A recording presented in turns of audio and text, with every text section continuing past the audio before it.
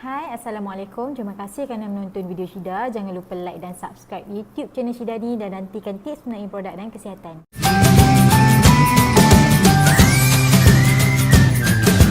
Hai semua, dalam video ni Syida nak fokus untuk bantu ibu-ibu mengandung di luar sana yang hadapi masalah GDM ataupun diabetes ketika mengandung. Pemeriksaan kesihatan ketika mengandung biasanya akan menjalankan ujian minum air gula, di mana ibu-ibu perlu minum air gula based on sejarah family, sama ada kita ada sejarah family mak atau ayah kita ada masalah kencing manis. So di sini daripada sini result dia kita akan dapat sama ada ujian glukosa, paras glukosa dalam darah kita tinggi ataupun rendah. Kalau paras glukosa dalam darah kita tinggi, bermakna kita ada masalah GDM ni. Biasanya GDM ni ibu-ibu memang kalau boleh nak elakkan lah, sebab once kita risahkan ada masalah GDM, kita perlu melakukan pemantauan yang kerap, iaitu pemantauan paras glukosa dalam darah, sama ada kita perlu kerap ke klinik kesihatan ataupun kita akan dirujuk kepada pakar pemakanan untuk bantu memberi nasihat untuk kawalan pemakanan ibu mengandung yang mengalami masalah kencing manis ni. Biasanya pengawalan pemakanan untuk ibu-ibu mengandung ni, pakar biasanya akan menghadkan pengambilan karbohidrat, sama ada kita perlu ambil karbohidrat sehari sekali sahaja untuk mengelakkan paras gula dalam darah tinggi.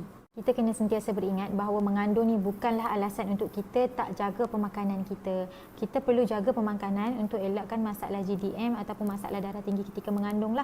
Sebab once kita ada masalah ni, kita mungkin akan mengalami komplikasi, sama ada komplikasi pada janin ataupun bayi dalam kandungan, ataupun kita akan mengalami komplikasi ketika bersalin nanti. Jadi di sini Syida nak suggest satu produk daripada Shakely yang boleh bantu ibu-ibu di luar sana yang mengalami masalah GDM, bantu untuk kawal paras gula dalam darah, dan dalam masa yang sama boleh bantu ibu-ibu yang ada masalahan untuk atasi masalah-alahan ketika mengandung. Antara kebaikan ESP ni adalah ESP boleh bantu kita untuk kawal paras gula dalam darah, dan dalam masa yang sama boleh kurangkan craving kita kepada benda manis, kepada benda yang karbohidrat, dan dalam masa yang sama bagi tenaga, kurangkan loya, mual, dan insya-Allah baik juga untuk bayi.